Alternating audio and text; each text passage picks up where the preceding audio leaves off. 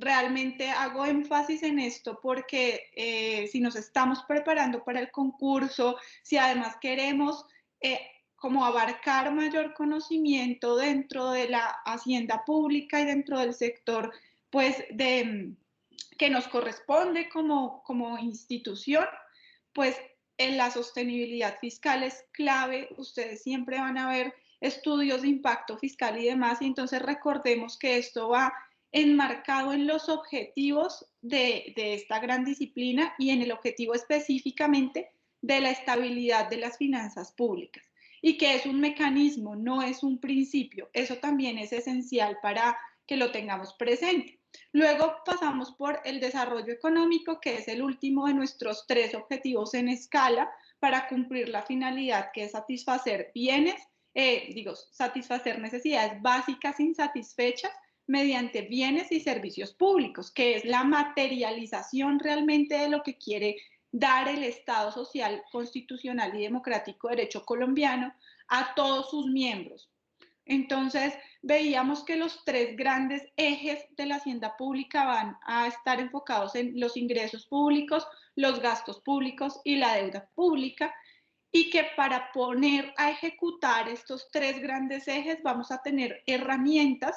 La primera de ellas, el Plan Nacional de Desarrollo, y la segunda, el sistema presupuestal, que enmarcan todos los grandes ejes temáticos de la hacienda pública. Es decir, no podemos poner a andar un ingreso o ejecutar un gasto o obligarnos con una deuda si no usamos, o sea, la manera de poner a ejecutar estos grandes ítems es mediante el Plan Nacional de Desarrollo como un elemento jurídico político y el sistema presupuestal como un elemento jurídico económico, es decir, aquel que nos va a dar viabilidad de recursos para poder cumplir los objetivos que tiene el gobierno como tal.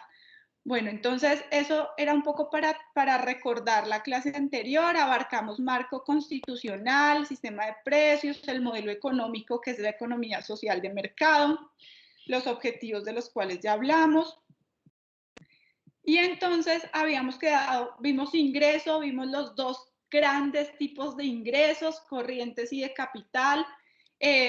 Nos enfocamos en los corrientes, hablamos de los ingresos corrientes tributarios, que son esencialmente los que nos competen por la misión de la entidad. Y pues acá sí si lo quisiéramos un poco como reducir en el espectro de estudio, tendríamos que hablar solamente de los ingresos corrientes tributarios nacionales y además pues a cargo de la administración de la DIAN. Pero bueno, eso ya es como la especificidad ya del derecho tributario y además pues de la competencia o de la naturaleza de la entidad. Pero como estamos viendo una visión gigante, aquí están las gráficas, bueno, los apuntes que hicimos la clase anterior sobre ingresos corrientes, la discusión que presupuestalmente, es decir, en el Estatuto Orgánico de Presupuesto, vamos a encontrar a las tasas como un ingreso no tributario, pero la jurisprudencia ya nos ha dicho que cumplen las características de ser consideradas como un tributo. Bueno, vimos ello y llegamos al gasto público. Ahí habíamos como dado una pequeña introducción sobre los 3 tipos de gasto que existen, ¿no? Entonces acá vamos a retomar desde ahí para fortalecer el tema del gasto público. Tenemos 3 grandes tipos de gasto público o 3 clasificaciones grandes que podríamos hacer sobre él.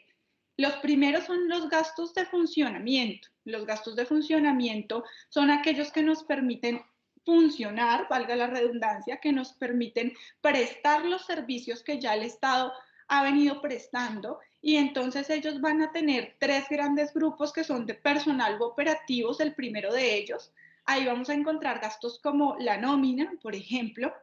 Vamos a encontrar a nivel nacional el gasto por transferencias, que está constitucionalmente regulado en los artículos 356 y 357 de la Constitución Política, y que esencialmente consisten en las transferencias que hace la nación a los entes territoriales. Entonces ahí vamos a encontrar el sistema general de participaciones, por ejemplo. Es lo que vamos realmente, es la estructuración de cómo se hace el gasto por transferencias. Y vamos a encontrar dentro de estos mismos gastos de funcionamiento los gastos generales, que son aquellos pues de servicios generales como papelería, cafetería.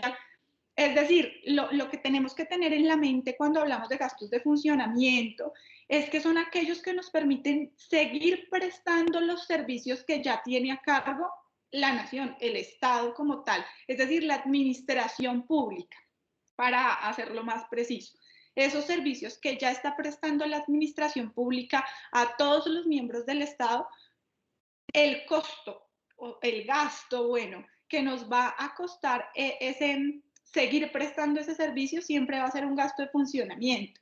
El gasto de inversión, por el contrario a los de funcionamiento, no son aquellos que nos permiten funcionar, sino que nos permiten avanzar, es decir, conseguir nuevas cosas o prestar nuevos servicios. Entonces, los gastos de inversión siempre van a implicar un aumento del patrimonio público y nos podemos remitir, como para tener un ejemplo muy gráfico, a los proyectos de infraestructura pública. Entonces, la construcción de nuevas escuelas, nuevos hospitales, unas vías, el sistema vial, fortalecer el sistema vial, todo ello va a ser un gasto de inversión y va a tener que desarrollarse por medio de un proyecto de inversión que pues tiene todas unas particularidades a nivel nacional. Esto lo podemos estudiar más a fondo en el Departamento Nacional de Planeación, donde vamos a tener el Banco de Proyectos de Inversión de la Nación, y ahí es donde vamos a ver, bueno, cuáles son las obras de inversión, los proyectos de inversión que va a poner a andar el gobierno nacional en cada uno de los periodos pues, que tiene a su cargo el gobierno como tal, es decir, en el cuatrienio que elegimos a nuestro presidente. Entonces, todos los gastos de inversión van a ser esos que nos permiten avanzar, por los cuales adquirimos nuevos bienes para prestar nuevos servicios. Y los gastos de la deuda son gastos que comprenden el pago a uno a la deuda pública, tanto externa como interna, los intereses, la financiación, las comisiones y todas aquellas obligaciones dinerarias que tengamos que cumplir por habernos hecho sujetos pasivos de una deuda pública. Entonces, esos van a ser nuestros tres grandes tipologías de gasto público. Vamos a encontrar el sistema general de participaciones que, como se los decía ahora, es la manera en poner a andar el gasto por transferencias a nivel nación. Este sistema general de participaciones, bueno, es súper técnico, se nos irían las 2 horas explicándolo, pero esencialmente ustedes dónde o qué línea deben tener. En el 91 existió algo en la Constitución denominado situado fiscal, que eran esos gastos de educación y salud. Pero luego con el acto legislativo 01 del 2001, ya reemplazamos el concepto de situado fiscal como estaba concebido en la Constitución del 91, lo modificamos para denominarlo Sistema General de Participaciones. Y el Sistema General de Participaciones pasó de una proporción de los ingresos corrientes de la nación a un valor fijo.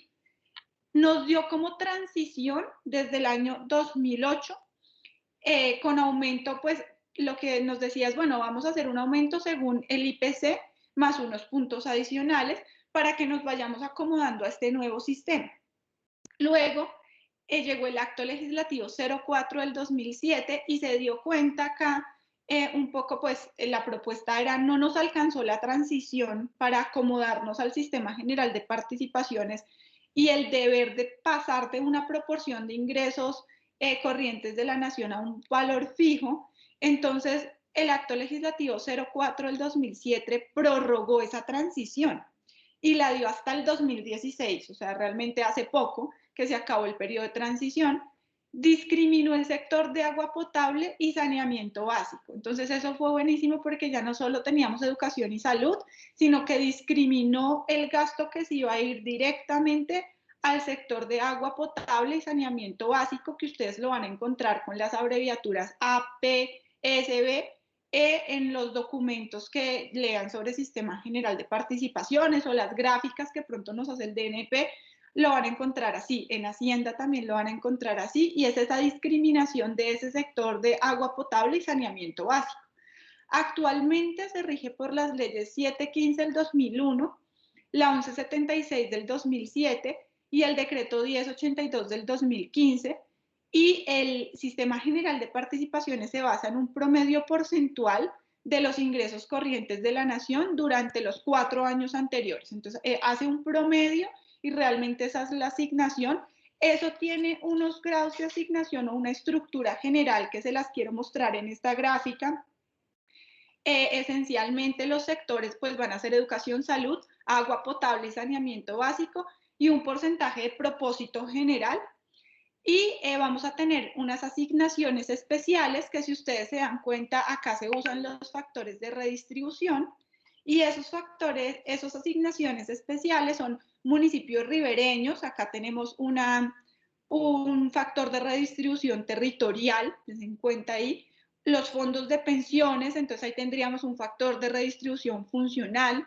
Los resguardos indígenas, tendríamos un factor de redistribución personal, y la alimentación escolar, que también es un factor de redistribución funcional, es decir, para todos aquellos sujetos que están escolarizados.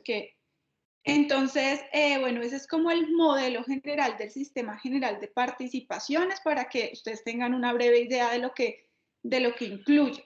Ahora, el gasto público social, que fue en la temática que quedamos la clase anterior, es una modalidad de gasto transversal. ¿Y qué quiere decir eso?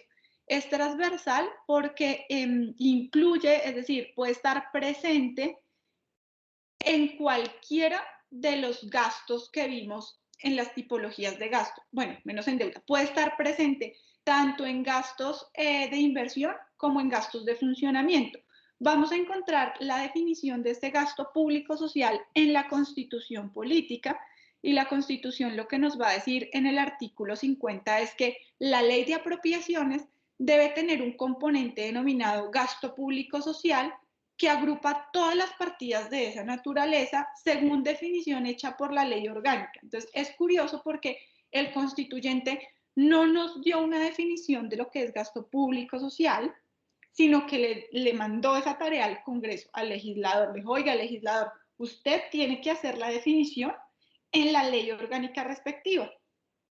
Entonces, nos precisa la Constitución como unos límites a esa definición que tenía a cargo el legislador. Es decir, viajemos en el tiempo, imaginémonos que estamos en el 91 redactando la Constitución, y lo que hizo el constituyente es decir, vamos a tener un componente que se va a denominar gasto público social, pero usted, legislador, defina eso, defina qué corresponde ese gasto en la ley orgánica respectiva. Nos dice: excepto en los casos de guerra anterior o por razones de seguridad nacional, el gasto público social tendrá prioridad sobre cualquier asignación. Eso es clave. Es decir, nos está creando una nueva modalidad de gasto transversal que tiene que estar definida por el legislador, pero además que es prioritaria sobre cualquier otra asignación.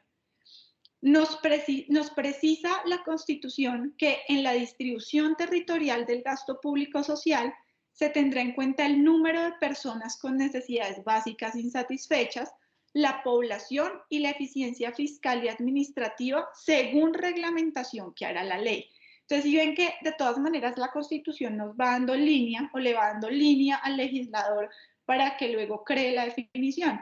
Y lo que le da a entender, o lo que nos da a entender cuando uno toma este artículo hoy, es que el gasto público social va enfocado directamente a la finalidad de la hacienda pública en el Estado social y constitucional de derecho. ¿Por qué? Porque es aquel gasto que va dirigido a satisfacer necesidades básicas insatisfechas de la población, es decir, va dirigido a esta población en cierta condición de vulnerabilidad, por llamarlo de alguna manera, y va a suplir necesidades básicas insatisfechas, y son unas necesidades básicas. Eso es importante, porque el gasto público social va a estar encaminado a necesidades básicas, y necesidades básicas de poblaciones que no las tienen satisfechas. Es decir, no podemos denominarle gasto público social a un gasto que satisface necesidades que ya per se estaban satisfechas porque la población podría sufragarlas o demás, sino que va enfocado a las necesidades básicas que se encuentran insatisfechas. Además, nos pone otra, como que le pone otra característica muy importante, y es que el presupuesto de inversión no se podrá disminuir porcentualmente con relación al año anterior respecto del gasto total correspondiente de la ley de apropiaciones. ¿Y qué quiere decir? Que los gastos de inversión no pueden disminuir en relación al año anterior. Es decir, nunca vamos a poder dejar de invertir menos. Siempre vamos a tener que invertir o igual o más que los años anteriores. Eso también es un muy buen punto, una muy buena precisión que hace el constituyente, porque evita que nos estanquemos en el cumplimiento de los objetivos de la hacienda pública. Porque si nosotros solo nos limitáramos a funcionar, pues no invertiríamos, y eso haría que no consigamos suplir necesidades básicas insatisfechas en mayor proporción, o realmente lo que quiere esta disposición constitucional es acelerar precisamente, o por lo menos acelerar esa inversión, o por lo menos no estancarla. Es decir, asegurarse de que siempre vamos a tener el presupuesto de inversión igual o mayor, pues nos obliga a tener siempre proyectos de inversión y a estar siempre en el camino de suplir necesidades básicas insatisfechas, y cada vez más y cada vez más. Entonces, lo que implicaría que se reduzcan esas necesidades básicas insatisfechas. Entonces, bueno, eso es lo que nos dijo el constituyente. Además, en el artículo 366, el constituyente volvió a tocar el tema de las necesidades básicas insatisfechas y nos lo dice así: el bienestar general y el mejoramiento de la calidad de vida de la población son finalidades sociales del Estado. Vean cómo esto se relaciona directamente con el artículo 2 constitucional, y nos dice: será fundamental la solución de las necesidades insatisfechas de, y ya nos hace una lista: salud, educación, saneamiento ambiental y agua potable. ¿A qué se les parece esas necesidades insatisfechas que nos lista el constituyente de acuerdo a lo que ya hemos hablado hoy? ¿Alguien encuentra alguna similitud con precisamente esta discriminación, pues de objetivos de necesidad insatisfecha dentro del gasto público que hemos hablado hoy?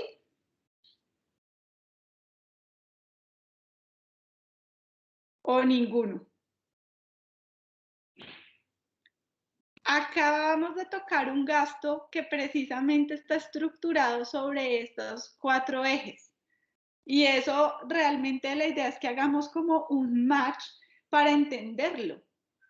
Y es que, viendo que ninguno se animó a dar como una posible respuesta, pues realmente estos son los mismos componentes del sistema general de participaciones.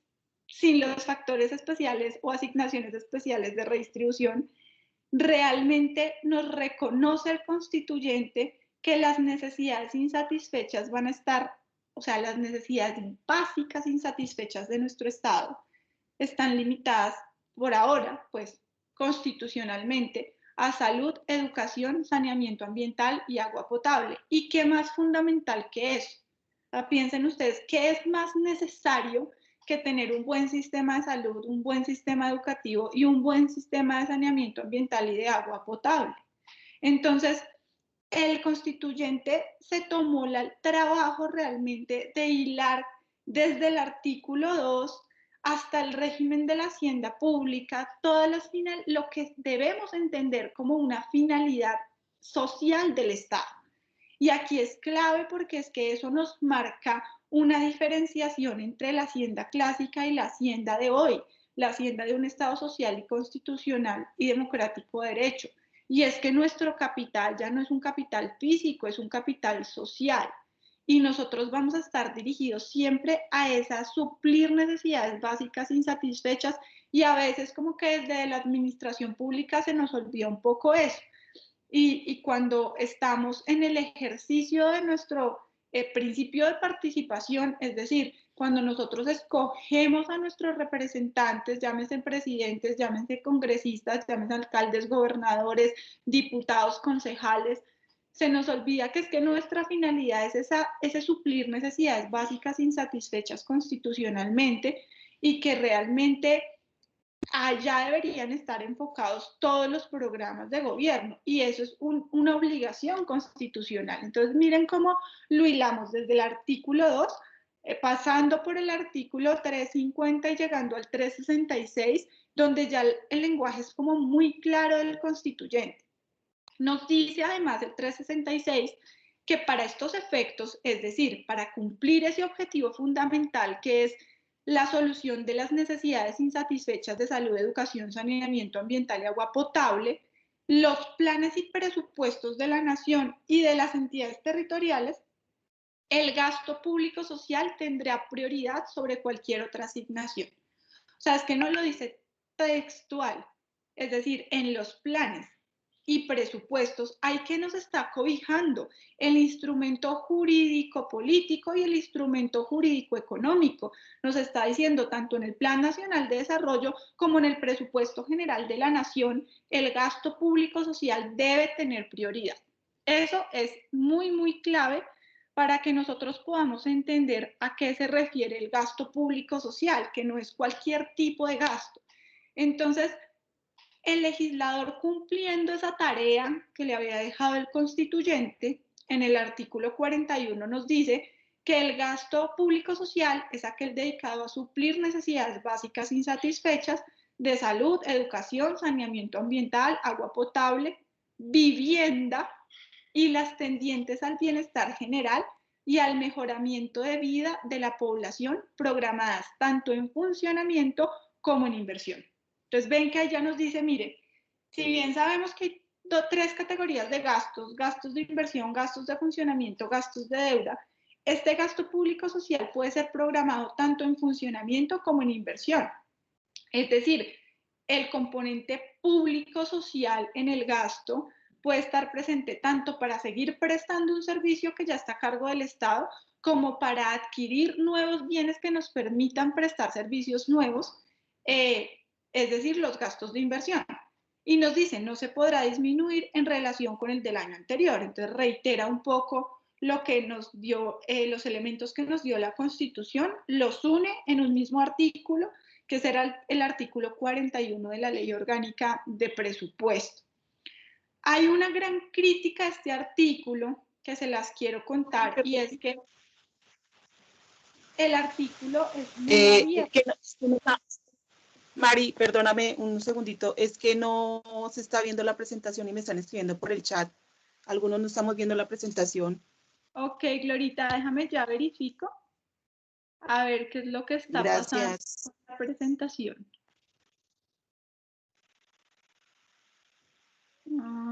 Si todos, algunos me si la están viendo. Gracias. Ya la detuve y entonces la voy a volver a compartir. A ver, ustedes me confirman, por favor. Ahora sí, ya la estoy viendo. Lo que hice fue detenerla y volver a compartir, pero confírmenme, por favor. Yo ya la estoy viendo. ¿Los demás la están viendo? Sí, yo la estoy viendo. Gracias. Gracias. Sí, señora. Sí, señora. Listo. Entonces, bueno, ese es el artículo 41 de la Ley Orgánica de Presupuesto. Y pues den en cuenta ahí que lo que hace es unirnos los límites que nos puso la Constitución para crear la definición de gasto público social, pero nos deja una cláusula abierta y esa es la discusión que quería contarles ahora abordando este tema. Y es que nos dice, nos agrega vivienda, que no la había puesto la Constitución, pero que el legislador quiso ponerla ahí, pero nos dice, y las tendientes al bienestar general y al mejoramiento de la calidad de vida de la población. Entonces, si ustedes ven, este clausulado es súper, súper abierto, o sea, pues que puede generar bienestar y mejorar la calidad de vida de la población, pues un montón de cosas, ¿no? Entonces, esta es la gran crítica a la definición que nos hizo el legislador.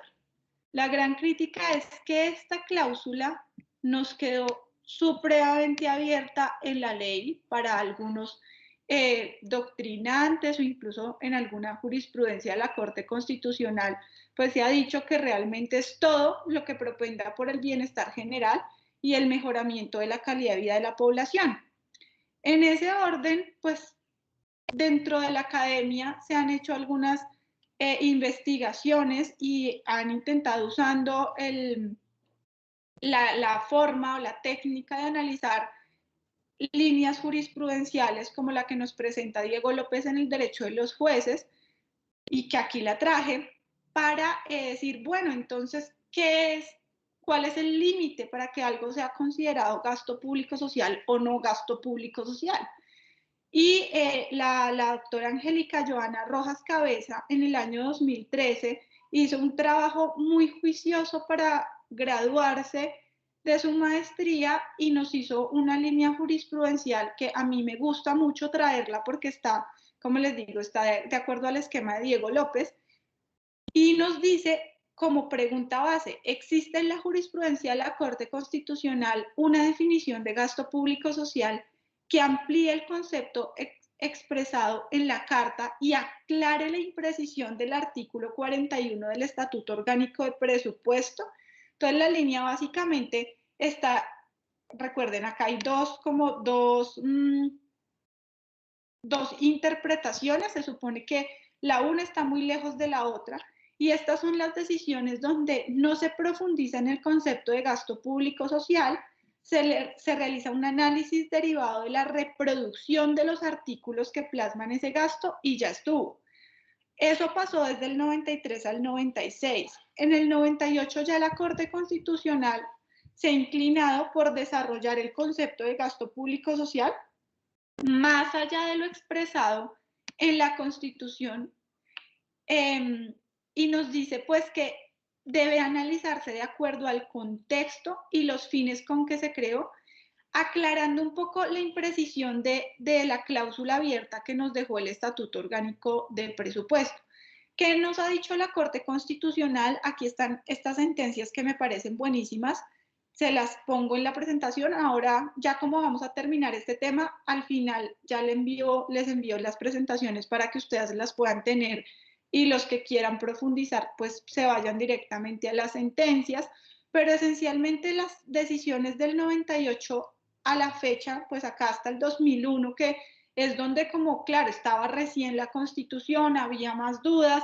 Del 93 al 96 la Corte se limitó a repetir un poco lo que decía la Constitución y el Estatuto Orgánico de Presupuesto, pero del 98 ya empezó a meterle mano y a decirnos, miren, esta cláusula general tiene que leerse en el contexto colombiano que se viva en el momento en que se está ejecutando el gasto. ¿Qué quiere decir eso? Pues que tenemos que ir como en orden. Si la necesidad básica insatisfecha es salud, educación, saneamiento ambiental, agua potable, vivienda, todas ellas tienen como un eje central que es ese derecho fundamentalísimo que está directamente relacionado con el mínimo vital y con las mínimas condiciones de dignidad humana que tenemos que brindarles a los miembros del Estado, por lo cual no vamos a decir que es gasto público social el acceso a Internet, por ejemplo, ¿sí? Porque en ese momento, es decir, cuando estamos en un contexto de suplir lo más necesario, lo que realmente nos cobija esa dignidad humana, pues no podemos abarcar, a pesar de que estar conectado es, pues en este momento de pandemia sí vendría siendo una necesidad casi que esencial, tampoco la podemos comparar con no tener agua potable o con no tener un sistema de salud apropiado. Entonces, en ese orden es que la Corte dice, tienen que leerlo en contexto, es decir, leámoslo en contexto. Cuando ya tengamos completamente satisfecho el sistema de salud, el educativo, el ambiental y el de vivienda, ahí sí nos vamos a ver qué otro bienestar general y qué otro mejoramiento de calidad de vida a la población podamos llevarle. Pero por ahora, pues enfoquémonos como que primero el uno que el dos, ¿no? O sea, enfoquémonos en que la gente pueda tener una vida digna y ya vamos subiendo de nivel y vamos dándole plus al bienestar general, pero no sin que todo el sistema de salud esté bien, no sin que todo el sistema educativo esté bien. Y eso es esencial porque pues la cláusula realmente sí había permitido como que cualquier cosa se asimilara a gasto público social, pero ahora, pues realmente gracias al desarrollo de la Corte, pues se ha entendido un poco mejor. Ahora, desde la OCDE, desde la Organización para la Cooperación y del Desarrollo Económicos, pues sí se tiene un concepto de gasto público social bien radical y distinto. Entonces, eso también es chévere que lo veamos, porque ahora que nosotros queremos ingresar a la OCDE y demás, tenemos que ver cómo nos afecta ese modelo de OCDE a nuestro Estado con una naturaleza tan social y democrática y constitucional de derecho. La OCDE lo que nos dice es que el gasto público social constituye la provisión mediante instituciones públicas de prestaciones a los hogares y a los individuos destinadas a proveer soporte en circunstancias que afecten su bienestar. Vean que esto dista mucho de nuestra definición. Es proveer un soporte en circunstancias que afecten el bienestar. Claro, ya la Organización para la Cooperación y Desarrollo Económicos está enfocada en decir, pueden haber bajas en la calidad de vida, es decir, pueden las familias, los hogares, porque es que vean que es importante esa diferenciación que hace el modelo OCDE y es la prestación a los hogares e individuos, pero nos destaca el hogar, ¿no? Entonces dice, hay hogares que pasan por unas brechas, por unas crisis, por ejemplo, ahora en pandemia sería pues buenísimo el modelo OCDE porque realmente usted podría estar bien, usted podría estar supliendo sus necesidades básicas bien, las tenía satisfechas, pero en razón a una crisis, pues se apeligran, es decir, usted ya no puede con eso, ya está en el límite de lo fundamental, no puede acceder a esa necesidad básica por la crisis. Por ejemplo, entonces, lo que dice la OCDE es, ese gasto público social va a darle soporte en esa circunstancia que afecte el bienestar. Y es muy bueno porque hace la aclaración, dice, entendiendo que dichas prestaciones y contribuciones financieras no constituyen un pago directo. Y esto es clave para un objetivo particular y un contrato de transferencia individual. Entonces la OCDE sí aclara que en el modelo OCDE, el gasto público social es ese soporte, entonces nosotros podríamos asimilarlo a la política de subsidios, por ejemplo, tipo familias en acción, comillas, pero es un soporte en circunstancias que afecten el bienestar, pero no se convierte en un pago directo ni en un contrato que yo tenga con esas personas. Es decir, yo Estado no voy a tener que darle por siempre y para siempre, por sécula seculum, ese aporte, ese soporte, porque es mientras pasa la circunstancia que afectó el bienestar. Entonces, fíjense cómo el modelo OCDE, yo siento, esto es una concepción personal, que ya sube de nivel, ¿no? Es decir, el modelo OCDE ya está plantado en los estados en que ya tienen cubiertas sus necesidades básicas insatisfechas, todas, toditas, todas. Es decir, ya tienen un buen modelo de salud, un buen modelo educativo, un buen modelo de saneamiento básico y agua potable, y ya se dedican es cuando yo, miembro del Estado, empiezo, claro, a contribuir porque es un deber de los miembros del Estado contribuir al sostenimiento del mismo mediante impuestos, pongámoslo así, o tributos, pues voy bien, voy manteniendo mi calidad de vida y voy cumpliendo mi deber como miembro del Estado, pero cuando llega una crisis, ahí está el gasto público social para soportarme. Entonces, en modelos como el español, vamos a encontrar el derecho, el subsidio, el derecho al paro, que es cuando las personas se quedan desempleadas porque las despiden de sus empresas.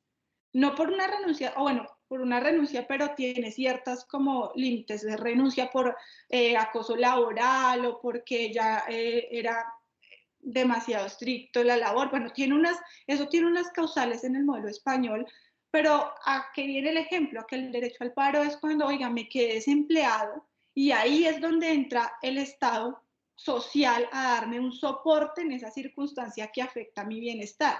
Es ahí y no es para siempre, es por unos meses mientras yo vuelvo a conseguir un empleo. Entonces, en ese orden, miren que la diferencia en la concepción de gasto público social en el modelo de nuestro Estado y para el constituyente del 91, yo siento que está un poco más atrás y es pues porque nosotros todavía no cubrimos todas las necesidades básicas insatisfechas y ya el modelo OCDE lo ve como un soporte en circunstancias que afectan el bienestar. Y es importante porque nosotros tenemos a veces algunas cosas modelo OCDE que como que sentimos que las podemos implementar, pero realmente pues todavía no podríamos hacerlo o tendríamos que hacerlo de una manera muy delicada, o sea, muy regulada, porque para que no caigamos al pago directo para un objetivo particular, que es lo que se le critica a nuestra política de compensaciones como Familias en Acción. Volvamos a Familias en Acción. Familias en Acción ha tenido un estudio que en los últimos años ha realizado la Universidad de los Andes, donde nos ha dicho, hemos caído en un pago directo.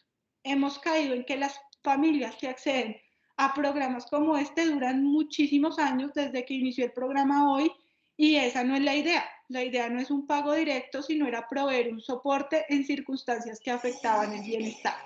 Entonces, bueno, eso como para que lo tengamos ahí presente y sepamos que existen esas definiciones de gasto público social. Por último, ya para cerrar nuestro tema de hacienda pública, la deuda. ¿Y qué es la deuda pública? Pues nada más que una obligación que se contrae por parte del sector público, que constituye pues una forma de obtener recursos por parte del Estado o cualquier ente público y se materializa generalmente en emisión de títulos valores o a través de préstamos directos con entidades como organismos multilaterales o con otros gobiernos. La deuda pública pues esencialmente tiene como 3 clasificaciones distintas, cada una pues de acuerdo a unas características específicas. Vamos a encontrar la más conocida, que es la clasificación entre deuda pública interna y externa. Luego vamos a encontrar en razón a la manera en cómo o el tiempo en que ésta se contrae, la flotante y la consolidada, y en la manera de cumplir con el pago de la misma vamos a tener la amortizable y la perpetua. Entonces, ¿en qué consiste cada una de ellas? Bueno, vamos a empezar con la más conocida, que es la deuda interna y la deuda externa. En la deuda interna, pues, son sujetos nacionales, privados o públicos, y el ejemplo es la emisión de TES y bonos en el mercado nacional. Entonces, aquí nuestros acreedores o los acreedores del Estado van a ser siempre nacionales, bien sea privados o públicos.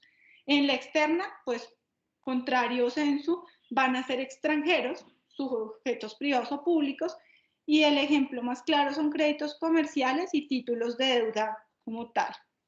Ahora, respecto a la diferenciación entre consolidada y flotante, la consolidada es aquella que se constituye mayor a un año, con una vigencia mayor a un año.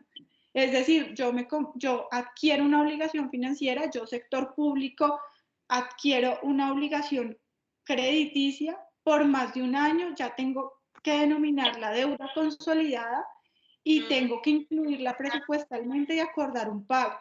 La flotante... Elena, mañana por la noche para hacer una comidita. Hola. Creo que alguien tiene encendido su micrófono. Pues yo voy a hablar con los alguien, pero no sé quién es. Sí, también no puedo hablar con Javier. ¿Alguno tiene alguna pregunta ahí? Bueno, creo que no, creo que a alguien se le saltó el micrófono. Bueno, y la flotante es la inferior a un año, entonces se llama flotante precisamente por eso, porque la obligación es contraída en un tiempo inferior a un año. La amortizable, pues, es con una fecha determinable en el pago, es decir, yo me comprometo a hacer un pago periódico para terminar de pagar ese compromiso de crédito que hice y hacer reembolsos a capital. Entonces, claro, como es normal, es como yo programo una deuda para pagarla a 20 años, pues voy haciendo pagos periódicos que me van a amortizar, hago reembolsos al capital y tiene una fecha determinable en la cual voy a cumplir con el pago de la obligación. Y la perpetua son cupos libres o líneas libres de crédito, pues que no tienen una fecha determinada para reembolso, sino que es como una línea de crédito que tiene el sector público para poder ahí pues irse financiando. Entonces un poco, yo lo asimilo un poco como a las tarjetas de crédito. Es decir, usted sabe que tiene una línea de crédito por tantos miles de millones de pesos y la va usando y la va pagando, pero no tiene en sí una fecha determinada y tiene pues un cupo libre para abarcar. Claro, eso pues de acuerdo al monto en el que se comprometa y los pagos que tenga que hacer, pero no es que tenga un fin, es decir, es como una tarjeta de crédito sin vencimiento, algo así, no tiene como un fin. Esa es la deuda perpetua, esencialmente. Y bueno, eso hasta ahí, pues finalizamos con el módulo de Hacienda Pública, no sin antes darles las gracias por su tiempo, por su atención. Les traje este boletín o esta conclusión que me pareció curiosa del Banco de la República, el boletín de abril del año pasado, donde nos decían que las principales fuentes de financiación externa del sector público son el mercado internacional de capitales, específicamente los bonos, la banca multilateral y la banca comercial y proveedores, crédito comercial. Entonces, esos son como nuestras tres líneas de financiación que hasta abril del 2020 eran como de las que más hacíamos uso, las que más usábamos nosotros como Estado colombiano. Y pues bueno, hasta ahí preguntas, dudas, sugerencias, cuéntenme lo que quieran sobre este módulo de Hacienda. Si hay algo que quisieran saber adicional a todo lo que hemos tratado.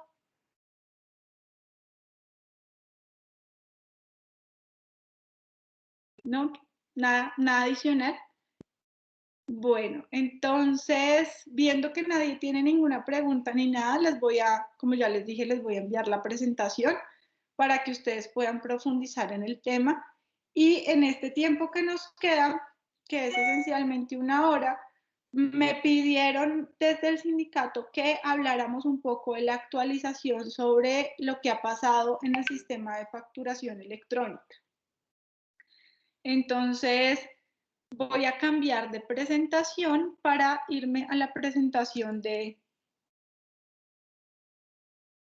y contarles un poquito de lo que ha pasado con el sistema de facturación electrónica.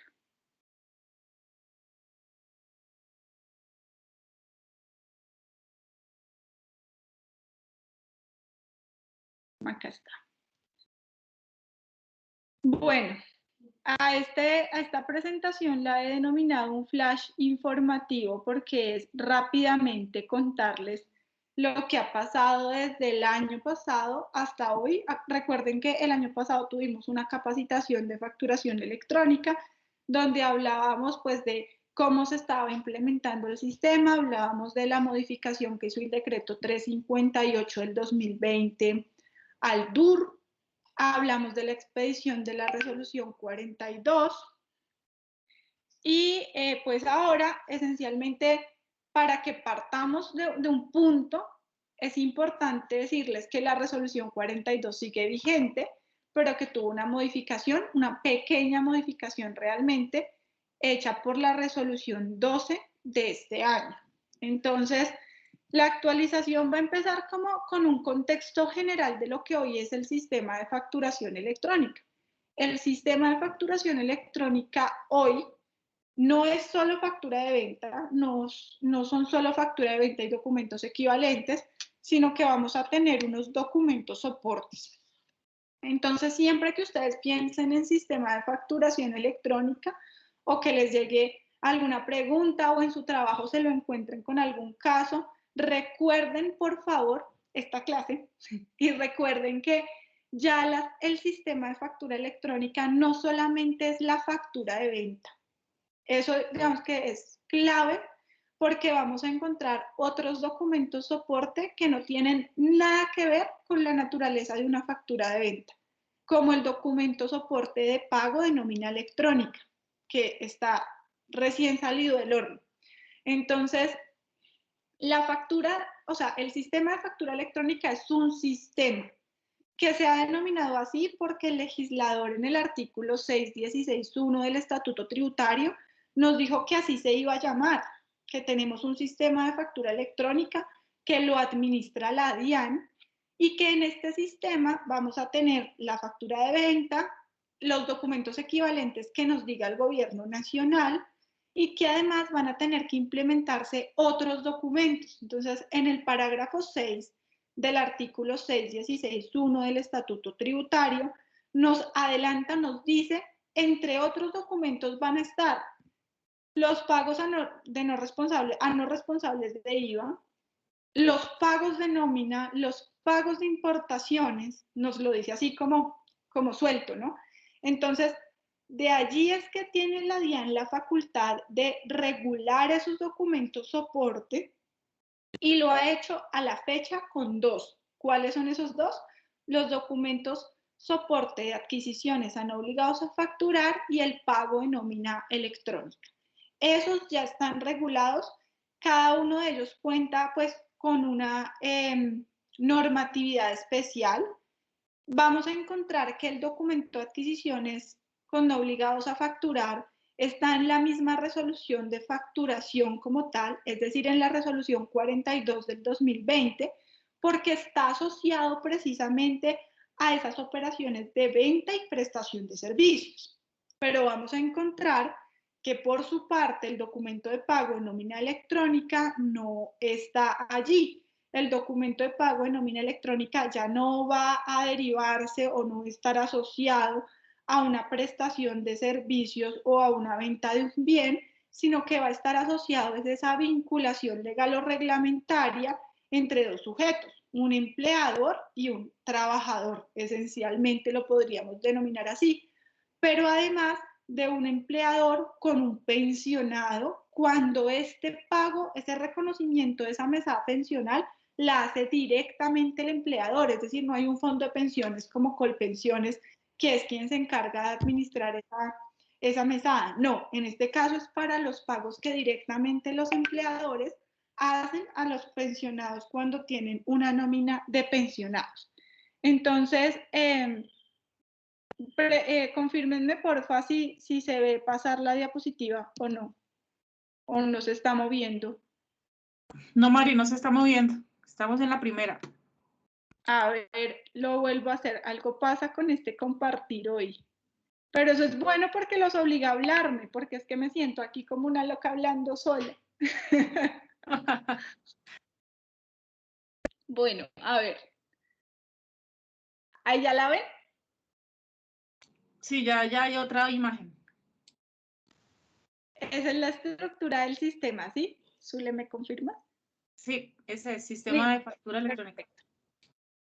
Súper, gracias. Entonces, bueno, les estaba mostrando que esta es como la estructura del sistema de factura electrónica. Entonces, fíjense bien que ya no solamente es factura de venta y documentos equivalentes, sino documentos soporte. Y que ya no es solo un soporte como lo habíamos visto hace un año, hace más o menos un año, bueno, no mentiras, menos. Hace como 6 meses que hicimos esa capacitación, ¿no? Que ya hablábamos de las adquisiciones a no obligados a facturar y ahora también hablamos del pago de nómina electrónica. Les pido que si alguien tiene preguntas acá, me interrumpan. Prendan su micrófono, interrúmpanme porque es que como estoy compartiendo, no puedo ver el chat como con frecuencia. Me toca irme al chat y mirar y eso implica cerrar la presentación. Entonces, abran su micrófono y hagan las preguntas pues que quieran, que tengan las dudas, todo lo que quieran acotar respecto a lo que estamos hablando de la actualización del sistema de factura electrónica. Gracias. Bueno, entonces les decía que el documento de pago en nómina electrónica dista mucho en su naturaleza a lo que son los demás componentes de la factura electrónica o del sistema de facturación electrónica, para ser más precisos. ¿Por qué? Pues porque este ya no va a estar sujeto a la venta o a la prestación de un servicio, sino que va a darse como un soporte para esa vinculación legal y reglamentaria entre un empleador y un trabajador, o un empleador y un pensionado a su cargo, es decir, un pensionado que recibe la mesada pensional por parte directamente del empleador, como pasa, caso como de ejemplo, la ETB, los pensionados de la ETB. Los pensionados de la ETB no les paga la pensión Colpensiones, sino que la misma ETB hace ese reconocimiento de esa mesada pensional. Entonces, bueno, en ese orden vamos a tener que la factura de venta como tal en el sistema vigente va a estar, pues, básicamente encabezada por la factura electrónica de venta con validación previa y que la va a suplir, es decir, cuando haya un inconveniente tecnológico, la va a suplir la factura de talonario de papel, pero solamente cuando hay un inconveniente tecnológico o cuando se es nuevo. Es decir, yo monto una empresa o yo arranco a prestar servicios o a vender bienes como un obligado a facturar y yo tengo 2 meses para, o sea, los 2 primeros meses voy a expedir factura de talonario de papel y después de esos 2 meses ya tengo que sí o sí empezar a implementar facturación electrónica. Y pues cuando hay una contingencia, es decir, se cayó el sistema de la DIAN, pues puedo hacer facturas de talonario de papel. O se cayó mi sistema, puedo hacer facturas de talonario de papel, pero solamente en esos casos vamos a ver a esta factura de talonario de papel. Por lo demás, ya van a ser facturas electrónicas. Los documentos equivalentes, pues el gobierno nacional nos los ha listado en el DUR. Tenemos 12 documentos que se mantienen históricamente, es decir, como lo veíamos la capacitación anterior, habían más de 30 documentos equivalentes antes de la expedición del decreto 358 y eso con el decreto 358 del 2020 se redujeron a 12 equivalentes. Y tenemos que la norma nos ha previsto que esos 12 documentos equivalentes van a migrar a más tardar en junio de este año, según lo dispone la legislación hoy, al documento equivalente electrónico. Es decir, todos estos van a convertirse en documentos electrónicos. Recuerden que todos estos documentos equivalentes son hoy en papel, pero entonces lo que dice la norma es que en junio ya tenemos que tener como empezar a convertir esos 12 equivalentes a documentos electrónicos. Y tenemos los documentos soporte, el de adquisiciones a no obligados a facturar y el de pago en nómina electrónica. Pero entonces vamos a profundizar ya como en el marco jurídico, pues ahí está la ley de crecimiento, luego el 358, la resolución 42, que fue modificada por la resolución 12, que es algo importante que hizo la resolución 12 del 2021, adopta el anexo técnico del documento soporte de adquisiciones con no obligados a facturar. Eso es importante. Antes no teníamos un anexo para ese documento soporte, sino que estaba dentro de las especificaciones técnicas de la factura electrónica. Entonces ahora la resolución 12 lo que nos hace esa diferenciación y nos dice, oiga, vamos a tener un anexo técnico especializado en ese documento soporte de adquisiciones con no obligados a facturar. Aquí todos me abren los ojos y dicen, pero ¿para qué un anexo técnico si lo estábamos haciendo físico? Pues resulta que con la resolución 12 ya entramos a hacer este documento de manera electrónica, a generarlo de manera electrónica. Y la resolución 13, que también es del 11 de febrero del 2021, ahí tengan en cuenta eso. Tanto la resolución 12 como la resolución 13 son del 11 de febrero del 2021. La 12 modificó la 42, que era la resolución, o que es la resolución de factura electrónica del año 2020, y la 13, por su parte, implementa el documento soporte de pago en nómina electrónica. Entonces, ese es como nuestro marco a hoy. Eso es lo que está pasando hoy. Ahora, como el boom de la resolución 13 fue el documento soporte de pago en nómina electrónica, ¿qué es este documento? Para que todos tengamos como una idea general de qué fue lo que se implementó ahí.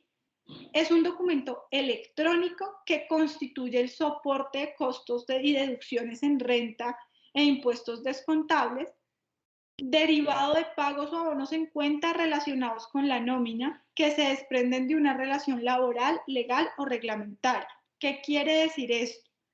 Que como está concebido en la legislación hoy, ese documento soporte de pago en nómina electrónica es un soporte, no es una factura de nómina no es un desprendible de pago de nómina, es un soporte para aquel empleador que necesita llevarse ese costo en su impuesto sobre la renta, y entonces para probarle a la administración tributaria ese costo va a tener que generar el documento soporte de pago de nómina electrónica. Está compuesto por los valores devengados, los deducidos y el valor total de la diferencia de los mismos, es decir, el detalle de la nómina, ¿no? ¿Cuánto es el devengado que tuvo ese beneficiario de ese pago y cuáles son los deducidos que tuvo? Si tenía libranza, si tenía un pago de algún auxilio, bueno, lo que sea, ahí van a estar, o sea, eso va a estar discriminado en el documento y nos va a decir el anexo técnico cómo se hace esa discriminación. Para los curiosos, la resolución 13 adopta el anexo técnico de cómo se hace el documento soporte pago en nómina, y ahí ustedes pueden filtrar, incluso lo abren y lo filtran y ponen, no sé, dotaciones, y les va a decir el anexo técnico cómo se va a discriminar ese devengo por dotación, por ejemplo. Y lo importante de este documento soporte pago en nómina electrónica es que, como su nombre lo dice, es electrónico, entonces debe generarse y transmitirse para validación de la DIAN. Y es uno por cada empleado, es decir, esto es importante porque nosotros estamos acostumbrados a la nómina consolidada, pero acá el soporte lo vamos a hacer uno a uno. Es decir, yo tengo que, de manera independiente, para cada uno de los beneficiarios del pago, generar ese documento soporte de pago en nómina electrónica. Va a ser uno a uno. Entonces, si yo soy una empresa que tiene 10 trabajadores, pues voy a tener que mes a mes consolidar la información de cada trabajador y enviar 10 documentos soporte de pago en nómina electrónica, transmitirlos a la DIAN para que me los valide. Por cada trabajador, si tengo 1000 trabajadores, pues son 1000 documentos soporte de pago de nómina. Es decir, son tantos documentos como trabajadores o como costo que me quiera llevar. Entonces ese es como el punto. ¿Qué no es? No es un desprendible de pago de nómina. La legislación no contempla por ningún lado que usted tenga la obligación de entregárselo al trabajador, por ejemplo. No contempla tampoco por ningún lado que usted no pueda pagarle al trabajador sin darle ese documento soporte pago nómina electrónica. No, el documento es un soporte para el costo del empleador, por lo cual no es un desprendible de nómina, no es un comprobante de obligaciones laborales y no es un documento validado en el fondo por la DIAN. Eso es clave, porque la DIAN no va a entrar a validar si usted liquidó bien las primas o las vacaciones, o si le liquidó bien el subsidio de transporte o el interés a la cesantía. No, eso no es misión de la DIAN, además escaparía completamente de la competencia de la entidad, sino que lo que va a validar, la validación que hace, es a que esté de acuerdo al anexo técnico. Es un checklist de cumplir esos campos obligatorios y que esos campos estén llenos, se hayan como estructurado de acuerdo a como le dice el anexo técnico. Eso también es importante que lo tengan presente, porque un poco la percepción al principio es como, uy, me van a verificar el pago de prestaciones sociales o la DIAN va a validarme que yo sí pagué bien el salario y que sí liquidé bien las primas. No, la DIAN no puede hacerlo, no puede porque escapa a su competencia funcional, y lo que le dispuso el legislador es que usted, DIAN, va a implementarme este documento en el sistema de factura electrónica. Entonces, la misión de la DIAN, ¿cuál es? O la competencia de la DIAN, ¿cuál es? Implementar el documento en el sistema de facturación electrónica. Le da el componente, además, que en materia fiscal esto se va a ir a la cápite de pruebas del estatuto tributario y va a ser la prueba idónea para soportar ese costo, esa deducción, y ya está. No es que vaya a certificar que usted cumplió bien sus obligaciones como empleador. Eso no lo puede hacer. Entonces, ¿qué sí es? Es un documento electrónico que soporta costos, deducciones o descontables. que se deriva de pagos que se realizan en virtud de una relación laboral o legal y reglamentaria y de los pagos a los pensionados a cargo del empleador. Entonces, fíjense también ahí que no aplica para contratos de prestación de servicios. Los contratos de prestación de servicios no son un documento soporte o no requieren un documento soporte de pago de nómina electrónica porque no es una relación laboral o legal y reglamentaria, es una prestación de un servicio que ya se nos enmarcaría en otro documento, que es el documento soporte de adquisiciones con no obligados, en caso de que ese prestador de servicios sea un no obligado a facturar, ¿ven? Entonces es importante que empecemos como a discriminar para qué sirve cada una de estas funcionalidades del sistema de facturación electrónica. Eso es clave. Bueno, siguiendo con la nómina, con el documento soporte de nómina, pues este debe generarse para efectos tributarios en forma mensual, que es que hay empresas que pagan quincenal, que hay empresas que pagan decenal. Sí, no importa. Para efectos tributarios, yo lo genero en forma mensual. Es decir, si usted paga por quincenas, pues consolida las 2 quincenas y reporta o genera el documento en forma mensual. Que si yo pago decenal, pues consolido mis 3 decenas y genero el documento en forma mensual. ¿Ven? Entonces, eso es importante también. Se consolida la información y se hace un solo documento soporte por el mes por cada uno de los vinculados laboralmente. Corresponde a la nómina del mes inmediatamente anterior. Eso también es clave saberlo. Es decir, yo no tengo que generarlo el mismo mes al que corresponde el pago o abono en cuenta de esa asignación salarial o de esa nómina. No, yo lo tengo que generar y transmitir el mes siguiente. Si lo quisiéramos leer al revés, es el mes siguiente al que yo transmito ese documento a la DIAN. Entonces, si estamos hablando de la nómina del mes de julio, por ejemplo, de julio, entonces yo lo que voy a hacer es generarla y transmitirla en agosto. ¿Cuándo? Los 10 primeros días. Eso también nos lo dice la resolución 13. Entonces, ¿quiénes serían los sujetos obligados a generar ese documento soporte pago nómina electrónica? Los contribuyentes del impuesto sobre la renta que requieran soportar ese costo, ese gasto, esa deducción. ¿Quiénes no? Pues los contribuyentes del simple hoy no, porque no son contribuyentes del impuesto sobre la renta y porque no requieren soportar costos y gastos.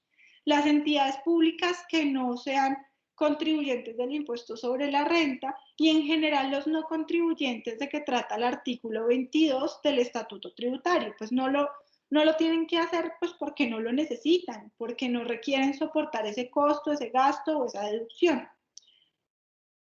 Una pregunta recurrente al momento de hablar de este documento soporte de nómina es, bueno, ¿y qué pasa si yo me equivoco? ¿Qué pasa si yo me equivoco haciendo ese documento soporte y puse mal el salario? O puse mal las horas extra, o puse mal cualquier cosa que puse mal.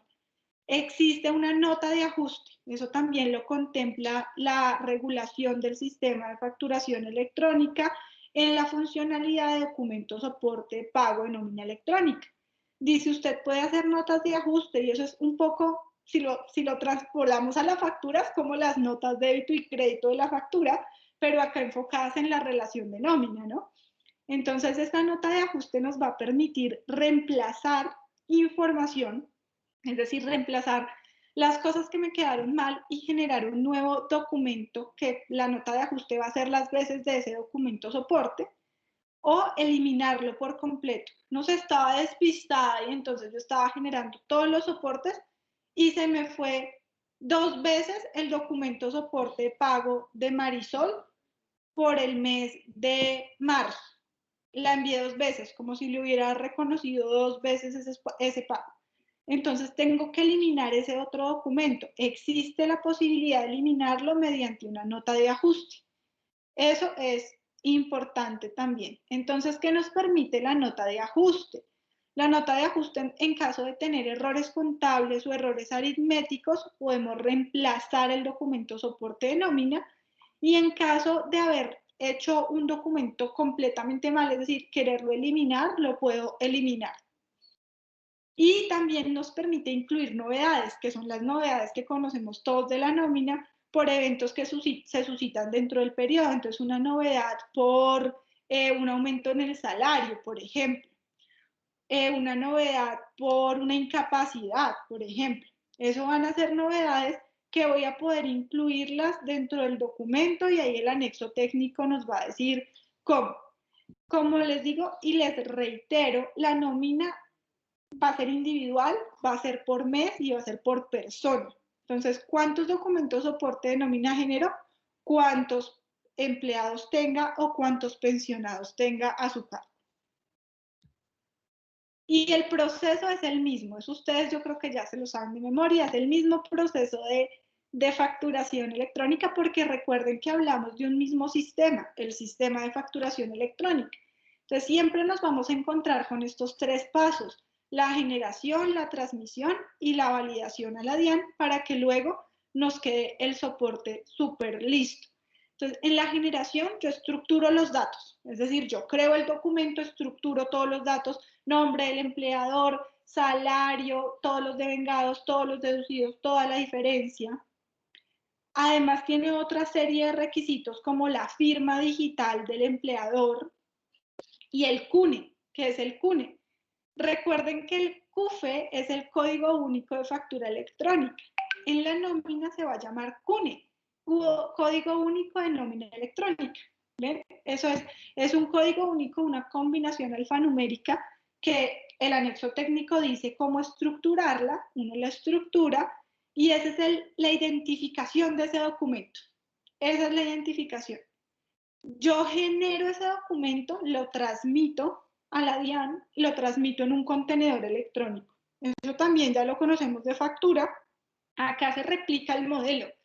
Un contenedor electrónico es como un sobre electrónico donde yo pongo ese documento en XML, el XML, que es el documento electrónico, lo pongo en el sobre y lo envío a la DIAN.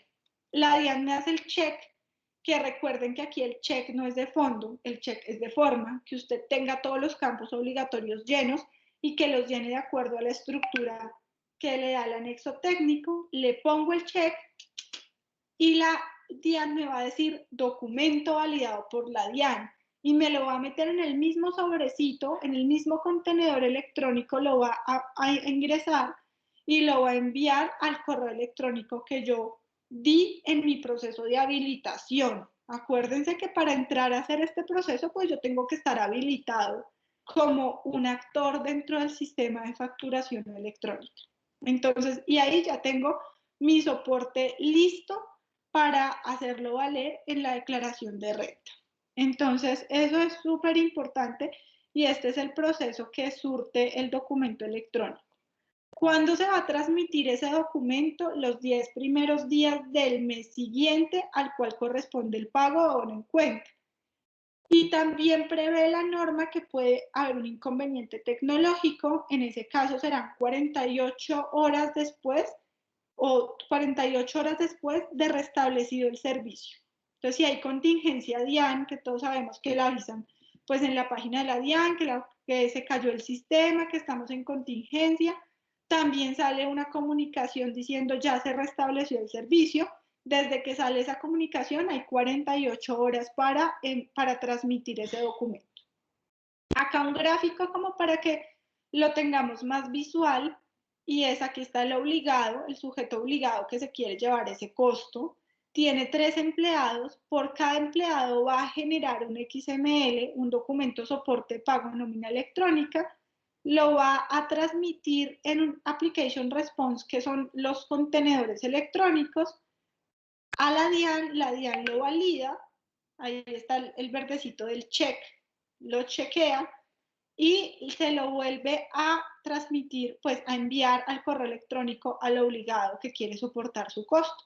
Con eso ya el obligado va a tener su documento soporte validado por la DIAN para hacerlo valer en la declaración de renta. Eso es clave. ¿Cuándo empieza esta obligación? Hay 3 calendarios. El primer calendario es por el intervalo por el número de empleados y entonces van a ver que empieza de mayor a menor. Es decir, cuanto más números de empleados, más rápido voy a tener que empezar a generar este documento. Entonces, aquellos empleadores que tengan más de 251 empleados entran el 1 de julio del 2021 como fecha máxima para iniciar con la generación y transmisión. ¿Eso qué quiere decir? Que la nómina de julio yo ya la debo empezar a transmitir en agosto. ¿Ven? Y así sucesivamente. Si tengo entre 101 y 250 empleados, pues entro el 1 de agosto. Entre 11 y 100, el 1 de septiembre. Entre 4 y 10, el 1 de octubre. Entre 2 y 3, el 1 de noviembre. Y aquellos que tienen un solo empleado, el 1 de diciembre de este año. Entonces, todo el calendario se implementa en este año 2021, el calendario 1.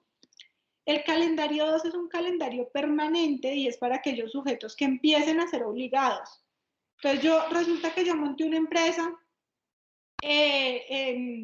no sé, en noviembre, pero de una vez arranqué con la qué empresa y en noviembre yo arranqué con 250 empleados. Pues ya se supone que ya el calendario ya entró. Entonces, ¿yo tengo que empezar a generar nómina ya? No. Tiene 2 meses contados a partir de la realización de pagos o bonos en cuenta para implementar la nómina. Es decir, si yo en noviembre creo mi empresa con 250 empleados, yo pago la nómina de noviembre, pago la nómina de diciembre y ahí ya entonces sí tengo que empezar sí o sí a transmitir, a generar y transmitir electrónicamente ese documento soporte de pago. Y el calendario 3 es para sujetos no obligados a facturar. Entonces ahí todos abrimos los ojos. ¿Cómo así? Pues sí, si usted no es un obligado a facturar, usted es el último en entrar en calendario el documento soporte de pago en nómina electrónica. ¿Cuándo entra? El 31 de mayo del 2022. ¿Y por qué ello? Esto esencialmente porque el sistema es el sistema de facturación electrónica, recuerde, y está habilitado para los sujetos obligados a facturar. Entonces, la administración tributaria tiene que hacer toda una adecuación de este sistema para permitirle a los no obligados ingresar al mismo, habilitar esa posibilidad de acceso sin que yo sea obligado a facturar, a que pueda entrar a la funcionalidad del documento soporte de pago en nómina electrónica. Y eso pues le va a tomar un tiempo que la DIAN estimó en esta regulación que va a ser marzo del 2022.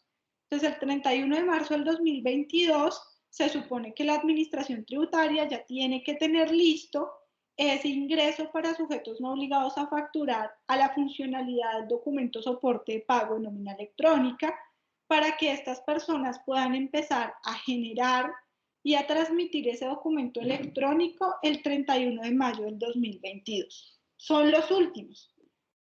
Eso es un poco como, eso es realmente lo que nos trajo la resolución 13 respecto al documento soporte pago en nómina electrónica. Ahora, la resolución 12, dentro de las modificaciones que le hizo a la resolución 42, es decir, la de factura electrónica, nos modificó el documento soporte de operaciones con no obligados. ¿En qué sentido?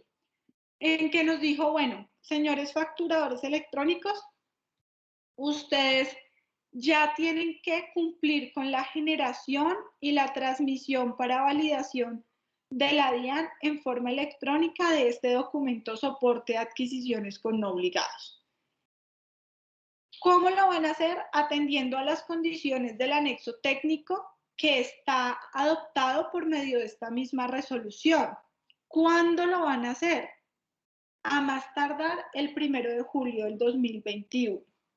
Entonces, a más tardar el 1 de julio de este año, ya las personas que quieran soportar ese costo, ese gasto, ese descontable por una operación realizada con un sujeto no obligado a facturar, deberán generar y transmitir ese documento soporte de adquisiciones con no obligados a facturar electrónicamente.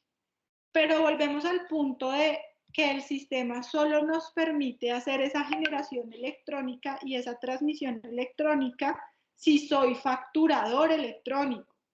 Entonces, para los facturadores electrónicos es que surge esa nueva obligación electrónica a más tardar el 1 de julio.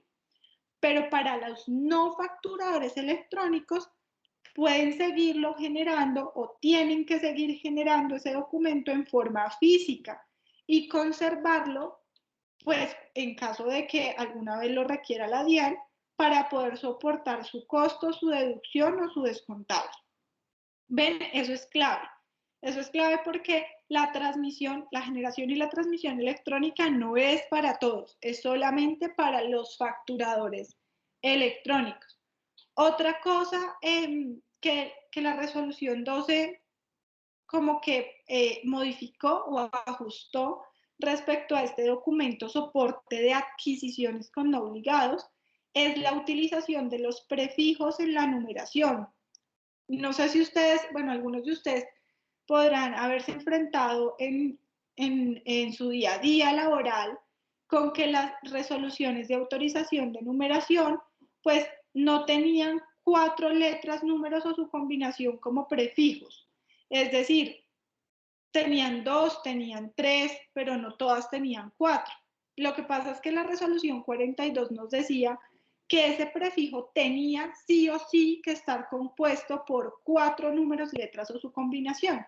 Y habían muchas resoluciones de autorización de numeración que no tenían 4, sino tenían 3, tenían 2, dependiendo del número de establecimientos que esta persona, pues, que pedía la autorización tenía en su órbita. Pero entonces ese era un problema de la resolución porque nos exigía que debían tenerse 4, pero realmente el número de prefijos ya todos teníamos en nuestra cabeza que variaba de acuerdo al número de establecimientos de comercio. Entonces, lo que hizo la resolución 12 fue decir, tranquilos, pueden tener hasta 4 letras, números o su combinación. O sea, volvimos un poco a lo que nos decía la resolución 55 frente a ese requisito, pero también nos valida el error. Es decir, esta norma tiene un tinte retroactivo. ¿Por qué? Porque nos dice, conforme a lo anterior, las autorizaciones de numeración de facturación expedidas hasta con 4 letras, números o su combinación tendrán validez. ¿Esto qué quiere decir? Pues que serán válidas, es decir, las que se expidieron antes, así estuviera en vigencia la resolución 42 sin la modificación de la 12, pues siguen valiendo ese tener 2 o 3 números o letras o su combinación como prefijos. Eso es también pues uno de los avances o de las actualizaciones que tenemos en el sistema de facturación electrónica. Y pues ya eso es todo lo que quería contarles respecto a la actualización.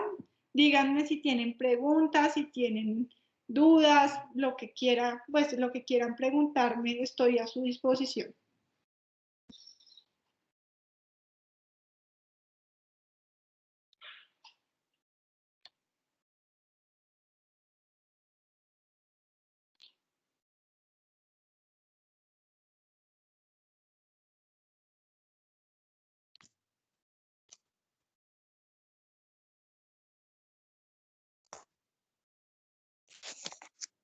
Bueno, entiendo que no hay dudas, que todos quedamos entonces claros en la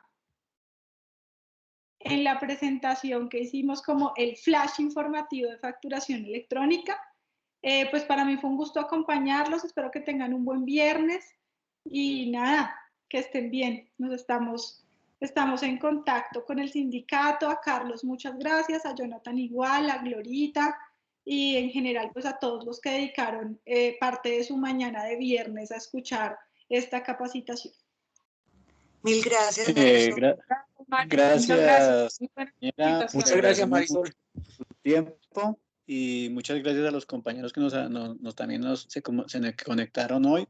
Muchas gracias por todo y Marisol queda gratamente invitada otra vez cuando tenga su tiempo, cuando pueda, para otra capacitación. Le agradecemos mucho.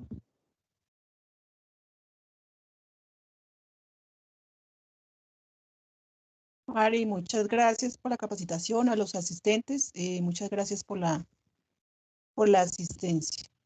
muy buena capacitación. Que pasen un bonito día, que estén muy bien. Hasta luego, gracias a ustedes.